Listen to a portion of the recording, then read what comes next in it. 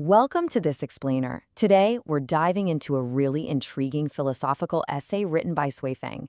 It kicks off with a look at classic Confucianism, that ancient quest for moral perfection, but then it takes a wild pivot into a completely radical, rule-free spiritual alternative.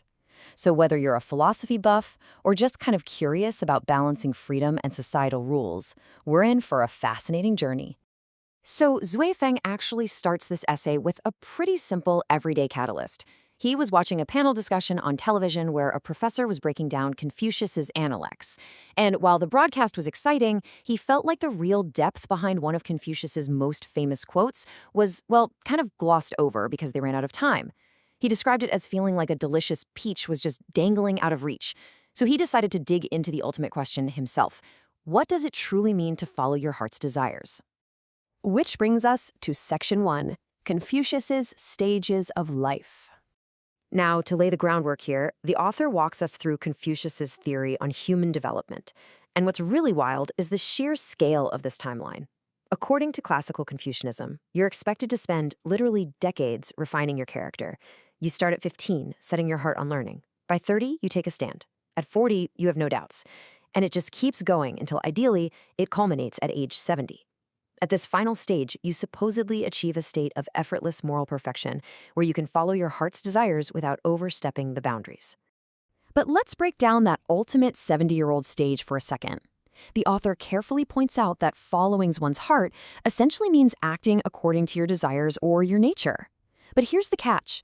True freedom in this Confucian sense isn't just recklessness. It comes with a massive prerequisite. You cannot overstep boundaries. And those boundaries, they are the established limits, standards, measures, or laws of society. So true mastery is the ability to act entirely freely, but 100% within the rules. So what exactly are these boundaries? Well, they're vast. We're talking about a massive, complex web here.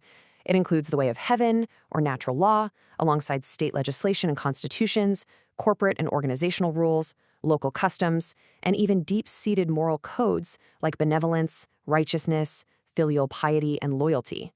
Just imagine having to mentally check a dozen legal and moral boxes before taking a single step. You'd have to navigate this whole shebang simultaneously without making a single misstep. That brings us to Section 2, Sheep in a Wolf's World. And this is where we hit the author's primary critique of the traditional Confucian ideal. The text argues there's a fatal flaw here. Sure, on paper, a society of perfectly obedient, role-following gentlemen sounds incredibly peaceful and harmonious. But in reality, the essay argues it basically turns people into defenseless sheep. If everyone is playing perfectly by the rules, they become completely vulnerable the absolute second a predatory wolf, someone who completely ignores those rules, enters the fold. The author warns that in this kind of system, virtuous people end up defenseless and are easily exploited by the unscrupulous. Interestingly, the author suggests that even Confucius himself might have recognized the fatal flaw in his own teachings later in life. He points to this really famous quote, "If in the morning I hear the way, in the evening I can die content."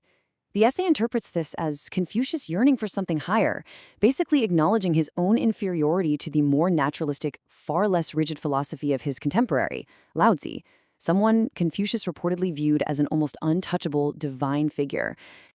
Moving on to Section 3, the burden of boundaries. Beyond just the danger of predators, the text points out the immense personal toll of maintaining this kind of societal perfection. When the author reflects on the effort required to constantly not overstep boundaries, he sums it up in one word: overwhelming. Just think about the sheer mental gymnastics it takes to perfectly adhere to every natural law, state constitution, local custom, and moral expectation at all times. The essay argues it's just plain exhausting. It's like trying to live your entire life while constantly reading the terms and conditions. You'd be completely drained just trying to avoid making a mistake.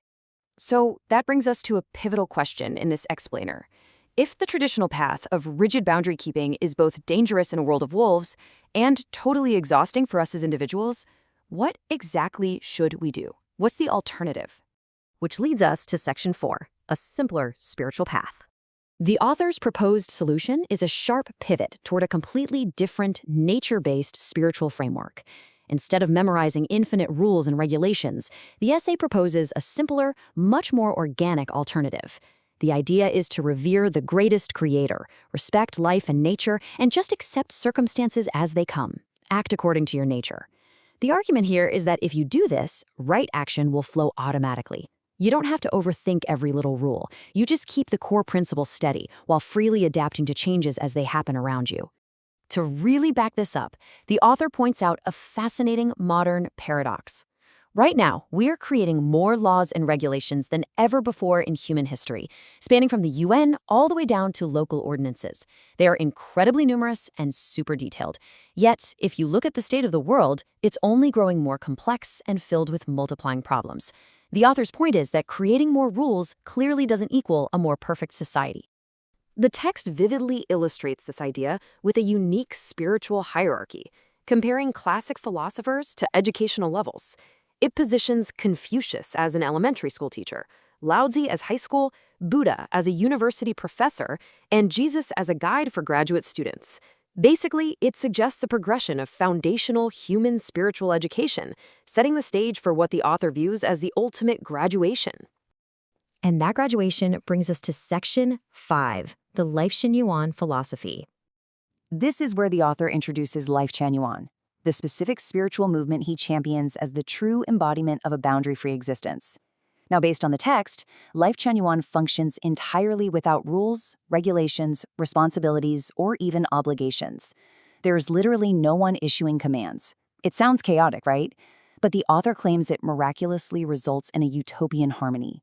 It's described as peaceful and stable, with members who are fiercely loyal, highly motivated, and willing to sacrifice for one another, all without the exhausting burden of traditional boundaries. The essay leaves us with this final, incredibly provocative thought. Don't wait until you're 70 or 80 to follow your heart's desires without overstepping boundaries. Start now, even at the age of 7 or 8. Why wait decades to reach an exhausting milestone reserved for old age? Perhaps true spiritual freedom isn't something you have to earn over a lifetime, but a natural state we can choose to adopt right now. So, what do you think? Are we brave enough to drop the rules? Thank you so much for joining me for this explainer. I hope it gave you a fresh perspective on the complex balance between societal boundaries and personal freedom.